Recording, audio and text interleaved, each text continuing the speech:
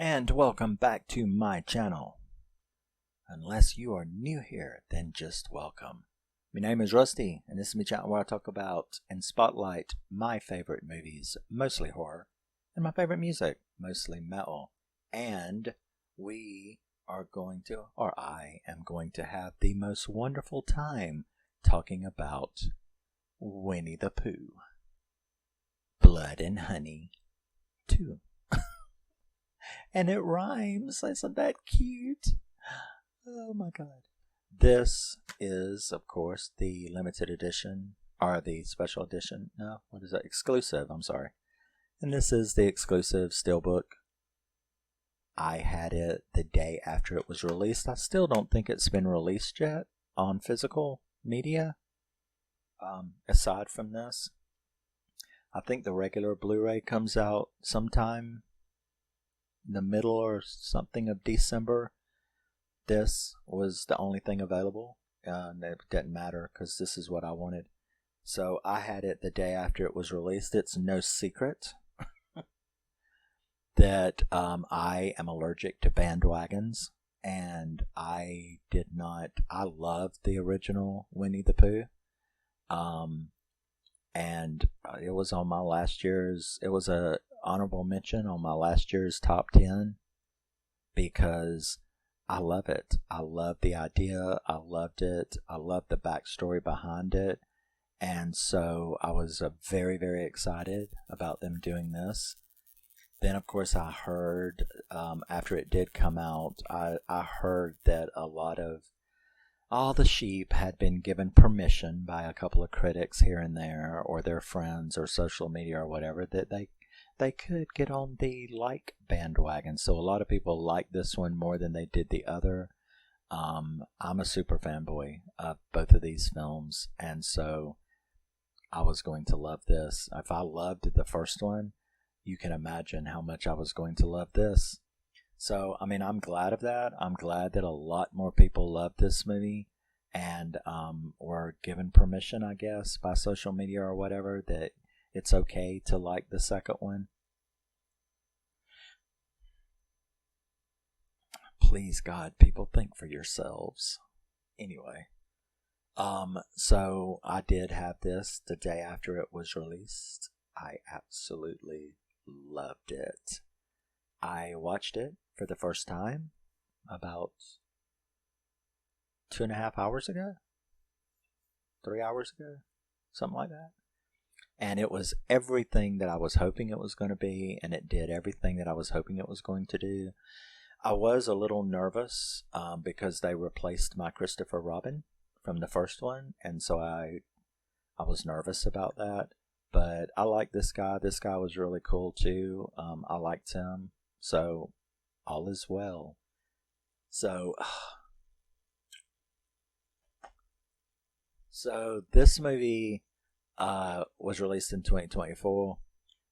It was directed by Rhys Frake-Waterfield. It was written by Rhys Frake-Waterfield and Matt Leslie. It stars Scott Chambers as Christopher Robin, Tallulah Evans, and Ryan Oliva. So this movie opens or takes place 1 year after the original. It begins with the narration on the 100-Acre Massacre, which is what they're calling what happened in the first movie.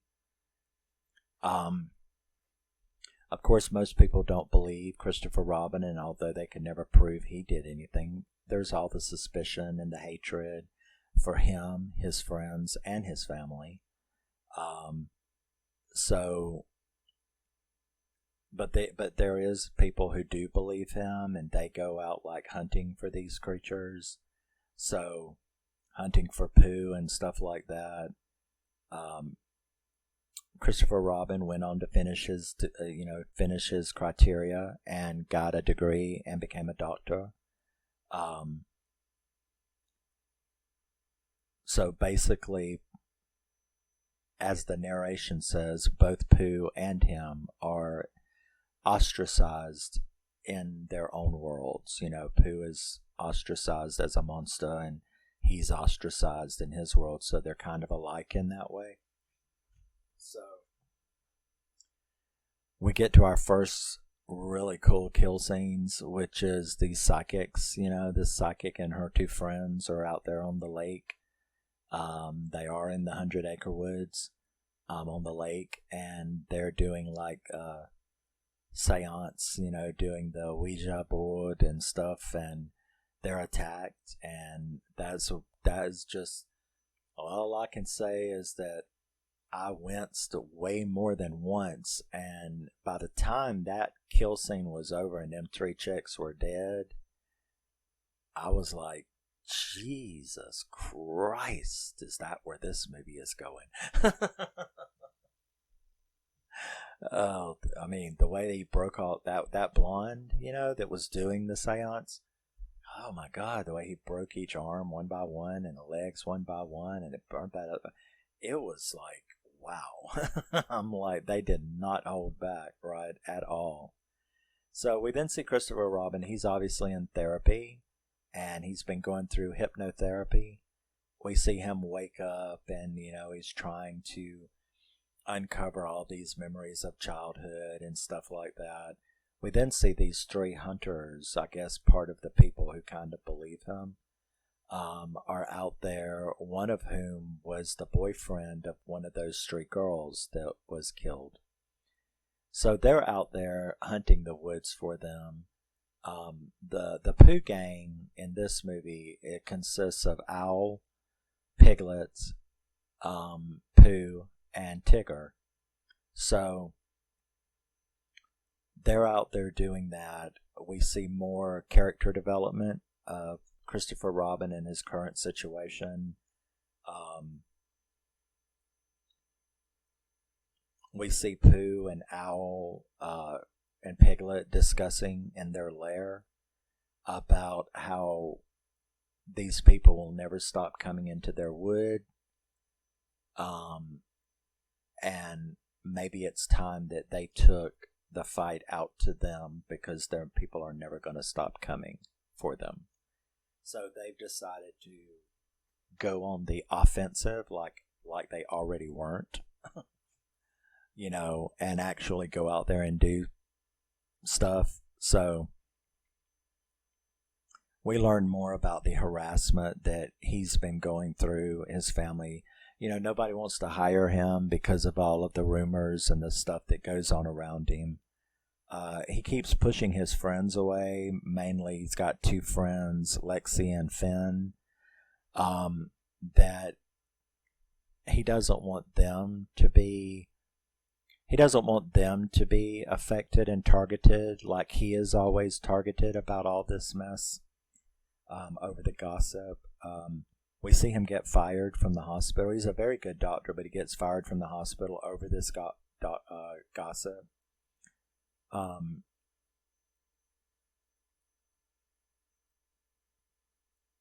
He is there as he's leaving. He sees, because we see the hunters get killed out there in the woods. Very, very cool. Very, very bloody scenes. And one of them even blows most of Piglet's head off. But the same dude, when he was killed by Pooh, actually shoots the other guy in the face, and he gets ripped up and stuff. So Pooh had ripped pretty much half his head off, but he lived through it, right? And Christopher Robin is still there in the hospital even after he got fired when that guy is brought in. So he knows that he's a victim, and that'll come in later.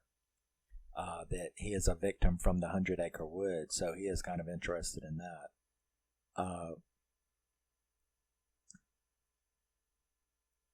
We see cops actually do end up finding Pooh's lair, and that was some really good scenes. The first time you get sort of a teaser of Tigger, which Tigger is just awesome in this movie. I mean, I know a lot of people have said they're a little irritated because it takes a while before Tigger is revealed in this movie.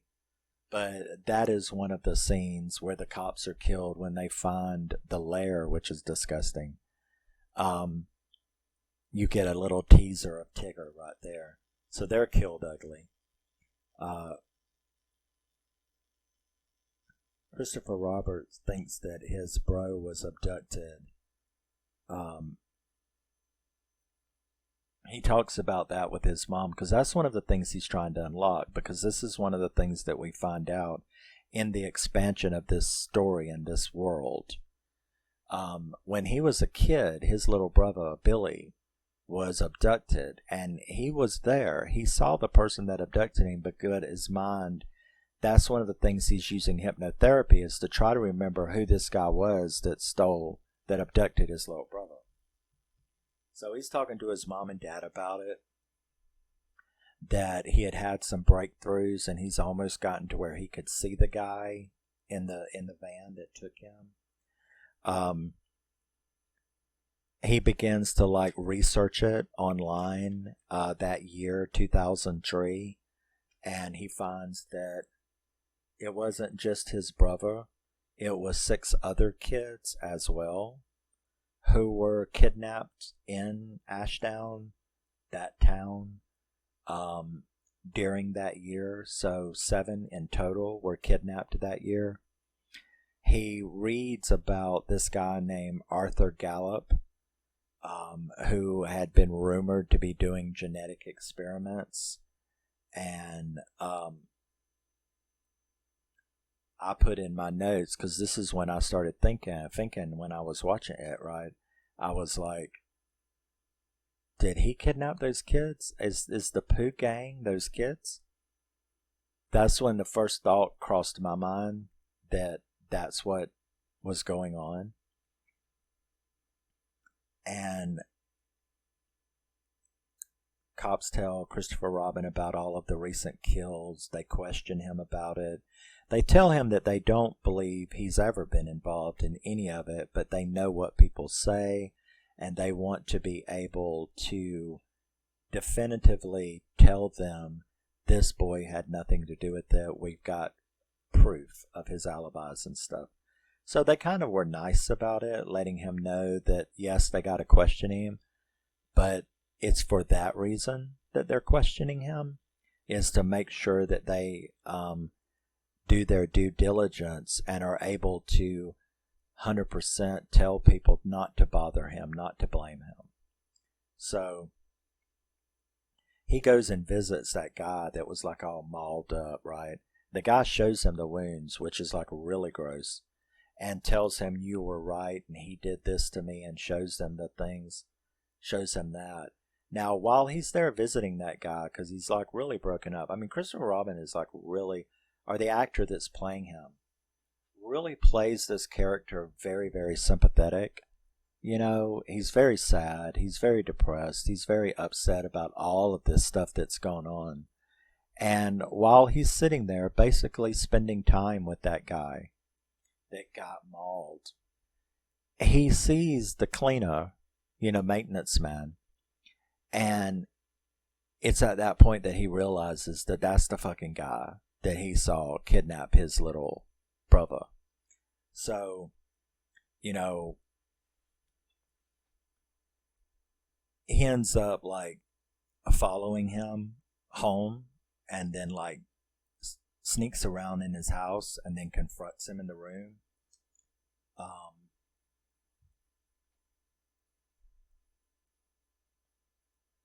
I'm making sure I'm not getting ahead of stuff. So he snoops in his house.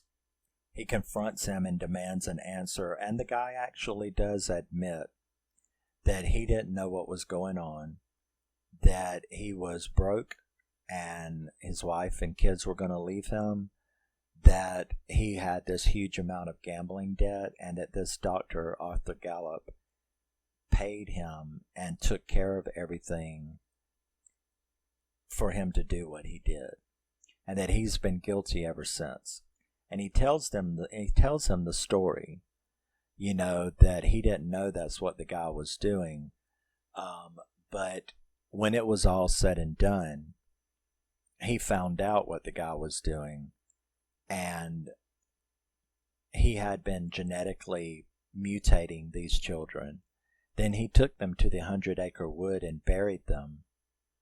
And that's when this guy, the cleaner, that's when he got so upset after finding out what this doctor had done with the kids that he abducted for him. He murdered him. He killed him and then burned his house down to so that he wouldn't be caught as well. And he talked about how the doctor had buried them, and when he went back out there to where he had buried them, where that doctor had buried them, the graves were all open, and whatever the mutant kids were, they had come up. They weren't really dead, and that they've been living in the woods ever since. And that's why last year, when this stuff occurred, the 100-Acre Massacre occurred, he knew exactly what it was, and he knew exactly who it was, and he knew that this day would come. So he basically admitted it all to Christopher Robin, and then, apologized for it, and then promptly topped himself right in front of Christopher Robin. Blew his top completely off. So they didn't stay buried. They came back out. He burned up Gallup's house after murdering him so that he wouldn't get caught, and then he killed himself. Yeah, so got all that down.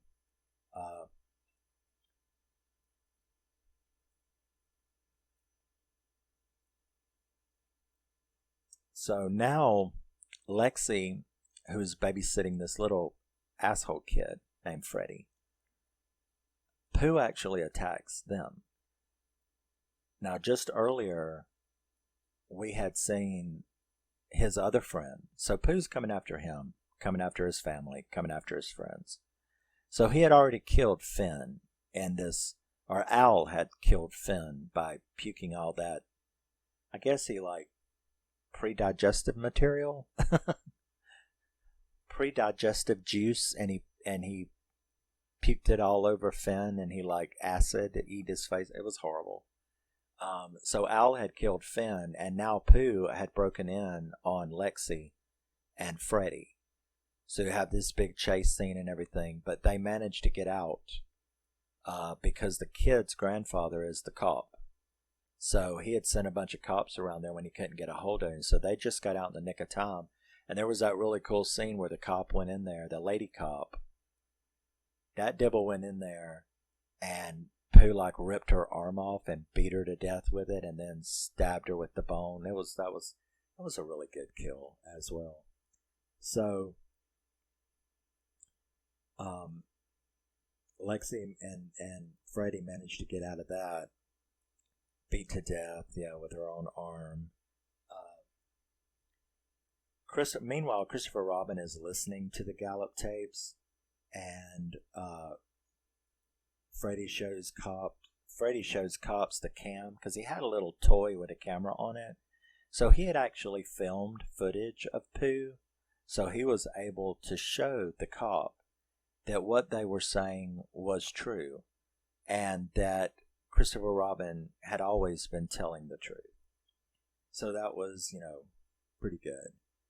We then see Pooh attack Christopher's family. He breaks in and brutally kills his mom and his dad, and they can't find, Christopher Robin shows up there and goes in there and finds the bodies, which were horrible. That was a horrible scene, but he can't find his sister, Bunny.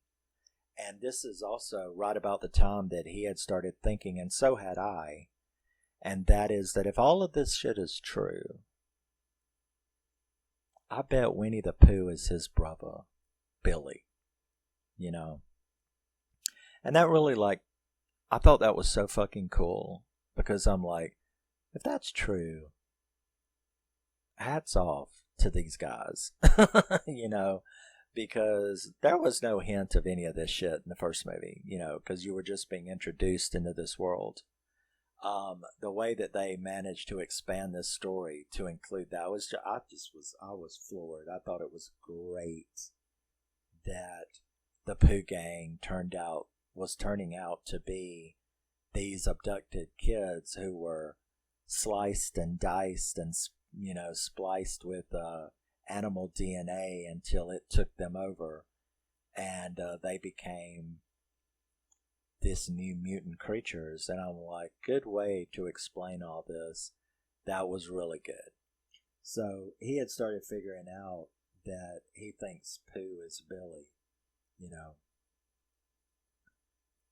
he arrives and he finds bodies.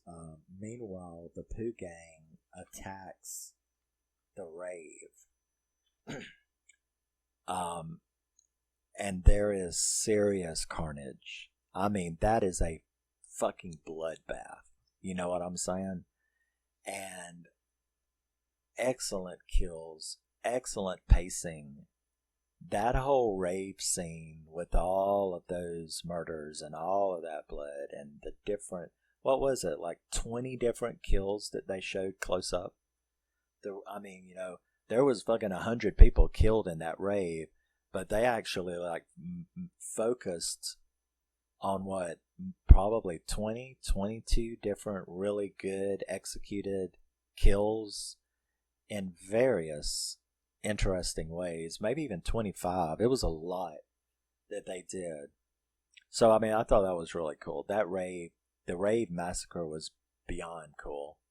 So, Christopher goes there and, you know, starts like calling them out and starts like trying to find Pooh, witnessing all of this carnage. He ends up outside where he does face off with Pooh. And I love that fiery chainsaw, you know, because Pooh is using a chainsaw at this particular time, you know, and that's it right there. It's like really cool. But he's using a chainsaw, and because he tries to cut the car in half to get to it, causes a bunch of sparks, which sets the chainsaw on fire. I guess probably from the oil or something in it. I don't know. But all I know is it's a cool fucking visual. You know. So they end up, you know, fighting and carrying on. And they manage to get back to the wood. And then that is where Pooh actually calms down for a minute, because Christopher has pretty much led him to that exact spot where they were all buried. And all of their graves are still open. So how they've not been filled in, I don't know. Maybe a little faux pas. I mean, you know, because they were kids and now they're grown. So how did those graves stay? Unless they're maintaining them and keeping them open. But Pooh seemed a little shocked. But he saw his own grave and he remembered being a kid. Oh, and another thing earlier in the movie, another thing that the hypnotherapy had brought out in Christopher was that he had whitewashed his relationship with Pooh. He had forgotten that he had whitewashed it. He had turned all of these things into sweet childhood memories, but his hypnotherapy was reminding him that this creature that he was friends with when he was a kid was vicious, and it didn't hurt him, but that Pooh was not exactly cute and cuddly like his memory had led him to believe they were these cute and cuddly friends. They were friends, and he did love him, but he was vicious and bloody and killing things. And so Pooh was not like the innocent little teddy bear that he remembered. And that was one of the things that had been brought out in that hypnotherapy. And you saw it, of course, in scenes. So Lexi had been using where are you at app, you know, or whatever. In other words, she was able to follow his phone location. I don't use mobile, so I don't know what those things are called. Follow me, or anyway, he's able to track his location. So she ends up showing up right as him and Pooh are having a super showdown, and she helps fight him off for a minute, which gives Christopher Robin time to grab an axe, in which he basically cuts Pooh's head like in half, like right down the middle. And that makes Pooh fall into his grave, his own grave that he was in when he was a kid. And Alexei comforts Christopher Robin, and that it's not his fault, and none of this was ever his fault. And then the cops show up, and they have found his sister, and she is still alive, so that was nice. And everything is okay.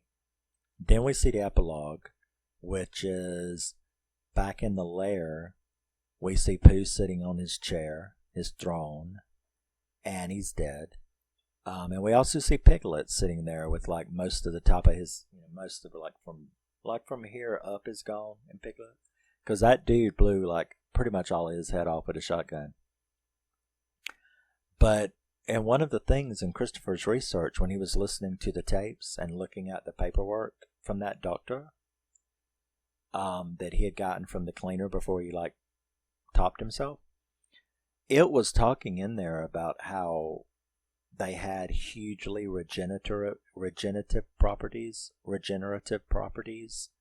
and that they could come back to life, that they had these really super powerful healing properties.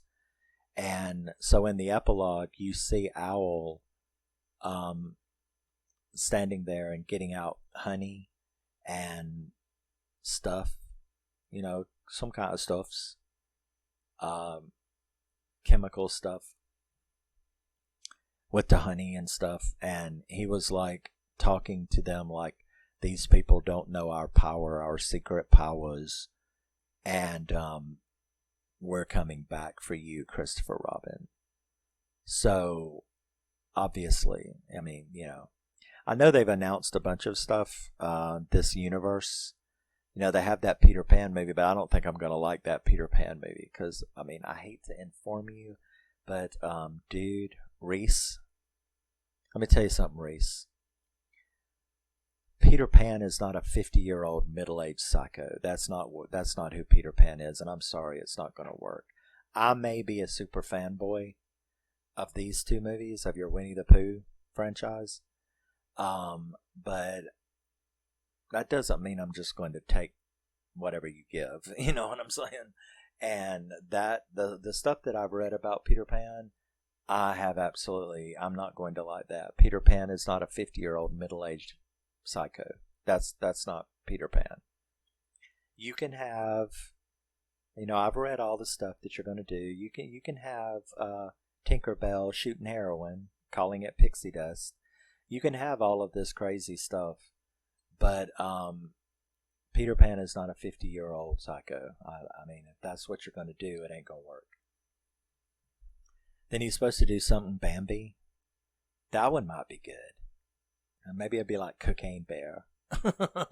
But Bambi might be good. The Bambi one might be good, And then he's supposed to do some kind of world-building Monsters Unite thing where all of them come together. I thought there was another one too. I know they're going to do Peter Pan. I know they're going to do Bambi. I don't know about any others. But we'll see. What I hope is that you do a Winnie-the-Pooh tree. That's what I want. I don't really care about the other stuff. If your Peter Pan movie was something like Brightburn, with an appropriate aged killer, but Peter Pan is not a 50. That's not. Do you know Peter Pan? That's not Children Forever, Straight On Till Morning, Never Neverland. Peter Pan is not a 50-year-old psycho. I don't know what you're doing with that. I'm going to have to call you stupid on that, okay? I'm not going to champion any such nonsense. If you're going to redo all of these no longer copyright written children's fantasy, children's nursery rhyme things, you need to stick to the basic thing, which he's done with Winnie-the-Pooh. But you need to stick to the basic shit, okay? Peter Pan isn't a 50-year-old psycho. So anyway, yeah, that is the epilogue. their owl is helping to heal Pooh and Piglet back up, and they're going to be coming after Christopher Robin, and then the movie ends. So, like I wrote in my review on International Movie Database about this, it gave me everything and more that I wanted. I loved the more in-depth character development of Christopher Robin, of these creatures, of this world building. And I don't care what anybody thinks. I didn't care, what is it? I didn't care what you thought. I didn't care what anybody thought about what I thought about the original Winnie-the-Pooh. And there's a lot more people that like this one. And I still don't care what you think. I still am going to love. If I loved Winnie-the-Pooh, the original, you can imagine how much I love this one. So, I love this movie. I had a great time with it. It's 8 out of 10 to me. But then again, so was the first one. Well, I don't know. First one's like a 7.9 out of 10. And this is like an 8.3 out of 10. We like what we like. I'm a fanboy of Resident Evil too. I'm a fanboy of the Hunger Games. I like what I like, you like what you like, and it's all okay. Me adoring the 2 Winnie-the-Pooh movies does not affect you in any way, shape, or form. I hope you know that. Just like you hating them does not affect me. I just say, unlucky you, look what you're missing out on. So that's okay. That's cool. This is Winnie-the-Pooh. Winnie-the-Pooh, Blood and Honey 2. I love it. And yes, I'm very, very glad to have it. Now this steelbook can go with the other steelbook. And yeah. Can't wait to see it again. Love you, miss you. Go ahead. Tell me what you think in the comments. Like Loretta Lynn sang, Come on and tell me what you told my friends if you think you're brave enough. So go ahead. Just tell me exactly how you feel. It's okay. You won't hurt my feelings. Winnie-the-Pooh, Blood and Honey 2. Love it. Very glad to have it. Glad to be able to talk about it. Can't wait to see it again, actually. I just saw it 3 hours ago, and I'm like, when am I going to watch this again? I don't know. I might have missed a second or two of it. I need to watch it again. So I'll probably be watching it again. I'm good at like holding off on something, but once I pulled the trigger and seen it, could have been, I waited 5 years to watch the 2018 Halloween trilogy because I knew they were making 3, so I let them film it, release it, put it on, release physical. I bought it. It sat. It waited for number 2. It waited for number 3. Then when it was all done, I was able to sit down after 5 years of waiting. I was able to sit down, watch all 3 of them in a row in one story, and it was amazing. So I'm good at patience. But once I pull the trigger and I've seen it, then I'm free to watch it as many times as I want to. And I still enjoy watching the Halloween 2018 trilogy, And now that I have, so what? I got this came out like 5 weeks ago. And it's been sitting over there for about 5-6 weeks. And now that I've pulled the trigger, I can't wait to see it again. I was patient, and now I'm free to watch it as many times as I want. So let me know. I'm sure there's lots of movies out there that everybody hates, but you love, and vice versa. So it's okay. Let me know something that you love that everybody else hates, or whatever. Say whatever you want to. It's your comment. Love you, miss you, bye. Always remember, never forget, you're a very, very special person. I will see you in the next thing I do. Bye-bye.